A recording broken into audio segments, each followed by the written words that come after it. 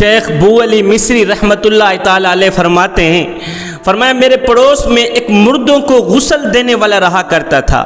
ایک دن میں اس کے پاس گیا، میں نے کہا تم نے اپنی زندگی میں جو سب سے زیادہ عجیب و غریب مردہ دیکھا ہو مجھے اس کا حال بیان کرو۔ وہ غسال عجیب و غریب واقعہ سناتے ہوئے اس نے کہا کہ ایک نوجوان میرے پاس آیا، 25 سالہ نوجوان تھا، بہت ہی خوبصورت تھا، اللہ تعالیٰ نے اس کو بڑے ہی حسن سے نواز رکھا تھا۔ میرے پاس آ کر کہتا ہے کہ میرے گھر میں ایک میت پڑی ہے، اس کو غسل دو گے؟ میں نے کہا کیوں نہیں دوں گا۔ کہا آؤ پھر میرے ساتھ چلو، میت کو غسل دینا ہے۔ کہتا ہے میں اس نوجوان کے پیچھے پیچھے چل پڑا، خوبصورت نوجوان آگے آگے، میں اس کے پیچھے پیچھے ہوں۔ اپنے گھر کے دروازے پر کھڑا کر کے خود اندر چلے گیا، میں باہر رہ گیا، میں اس کا انتظار کرنے لگا۔ تھوڑی دیر گزری ہی تھی، کچھ لمحے گزرے ہی تھے، اس کی بیوی روتے ہوئے، آنکھوں سے آنسو بہاتے ہوئے، اس کی آنکھیں چھم چھم برس رہی تھی، آنسو چھم چھم برس رہے تھے، روتے ہوئے آئی، مجھے کہتی بھائی اندر آؤ، میت پڑی اسے غسل دو۔ یہ غسال کہتا ہے جب میں کمرے کے اندر داخل ہوا، جب میں نے اس میت کو دیکھا، مردے کو دیکھا، دیکھ کر حیران رہ گیا کہ یہ تو وہی نوجوان ہے، یہی تو وہی مردہ ہے جو تھوڑی دیر پہلے مجھے غسل کے لیے لے کر آیا تھا۔ کہتا دیکھ کر میں حیران رہ گیا، مالک آخر یہ ماجرا کیا ہے؟ یہ وہی خوبصورت 25 سالہ نوجوان ہے جو تھوڑی دیر پہلے مجھے غسل کے لیے لے کر آیا ہے، پھٹے کے اوپر پڑا ہے۔ کہتا ہے میں نے بسم اللہ پڑھ کر غسل دینا شروع کیا، مجھے محسوس ہوا کہ اس کے جسم سے کوئی آواز آ رہی۔ کہتا ہے جب میں نے اپنا کان اس کے سینے سے اس کی دل والی جگہ پر لگایا نا، تو میرے کان ابھی بھی یہی گواہی دیں گے کہ اس کے دل سے آواز آ رہی تھی، اللہ اللہ اللہ کی آواز اس کے دل سے آ رہی تھی۔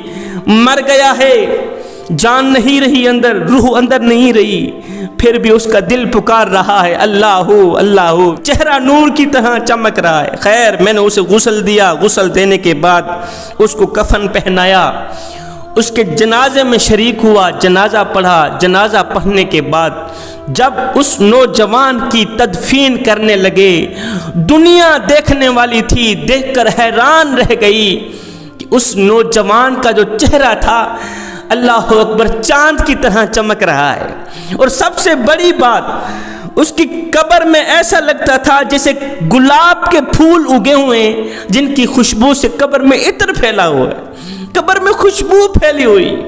اللہ اکبر، ایسے لگتا تھا جیسے کہ جنت کی تمام کھڑکیاں کھول دی گئی ہیں اور قبر جنت کے باغوں میں سے ایک باغ بنی ہوئی۔ خیر اس نوجوان مرد کلندر کی تدفین کی گئی۔ تدفین کرنے کے بعد لوگوں نے کہا کیوں نہیں اس نوجوان کے گھر چلتے ہیں، اس کے گھر والوں سے پوچھتے ہیں کہ آخر یہ نوجوان کون سا ایسا عمل کیا کرتا تھا جس کے بدلے اللہ تعالیٰ نے اس کو دنیا میں ہی بخش دیا ہے، اتنی بڑی جزا ملی۔ یہ سارے لوگ اس کی بیوی کے پاس گئے، کہا تیرا شوہر کون سا ایسا نیک عمل کیا کرتا تھا؟ اس کی بیوی نے کہا میرا شوہر 5 وقت کا نمازی تھا، غریب تھا، موچی تھا، جوتے سیتا تھا، جوتے پالش کیا کرتا تھا۔ ہائے 15 سال پہلے کی کہانی ہے، میرے شوہر کے دل میں ایک شوق پیدا ہوا کیوں نہ میں حج کرنے کو جاؤں۔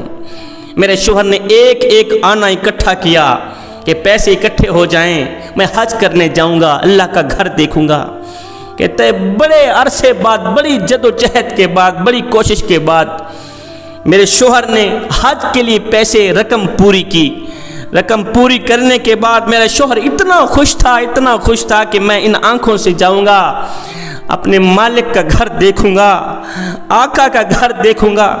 کہتا ہے میرا شوہر حج کرنے جا ہی رہا تھا، جاتے جاتے میرے شوہر نے دیکھا ایک عجیب و غریب منظر دیکھا کہ ایک جانور مرا پڑا ہے، حرام ہوا پڑا ہے، اور ایک خاتون ہے جو اس جانور کا گوشت کاٹ رہی ہے۔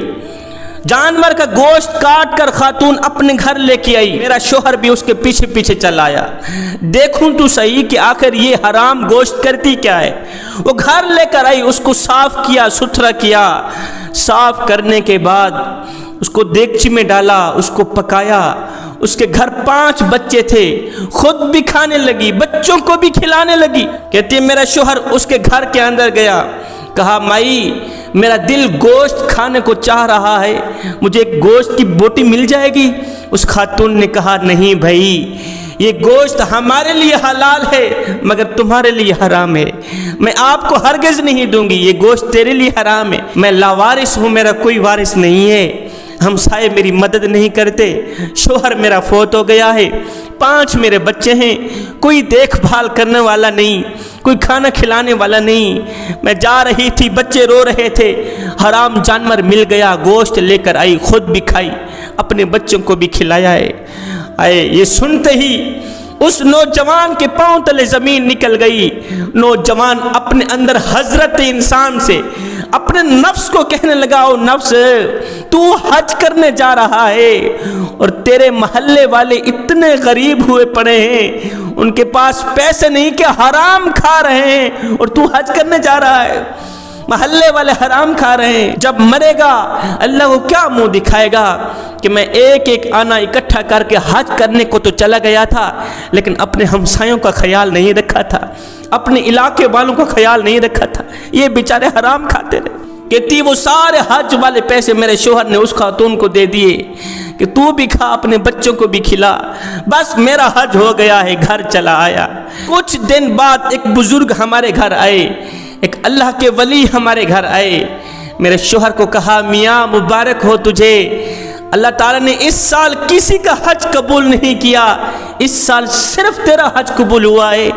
کہتا ہے میاں میں تو حج کرنے گیا بھی نہیں ہوں۔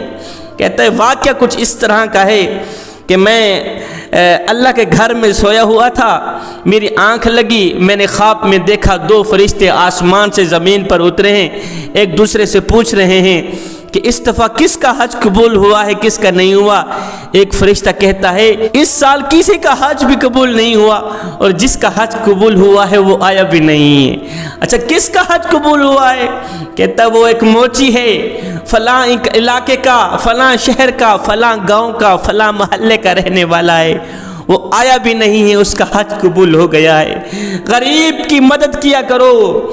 اس نے ایک غریب خاتون کی، غریب بچوں کی مدد کی، کھانے کے لیے پیسے دیے، کھانے کے لیے روٹی دی، حج کرنے نہیں گیا، اس کا حج قبول ہو گیا ہے۔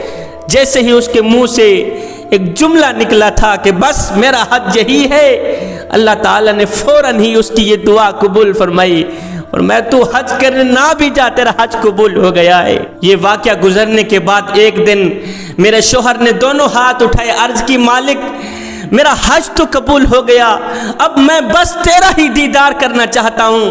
غیب سے آواز آئی، او میرے بندے، او میرے بندوں کی دیکھ بھال کرنے والے، او میرے بندوں کو کھانا کھلانے والے، تو جب بھی میرے پاس آ، تیری مرضی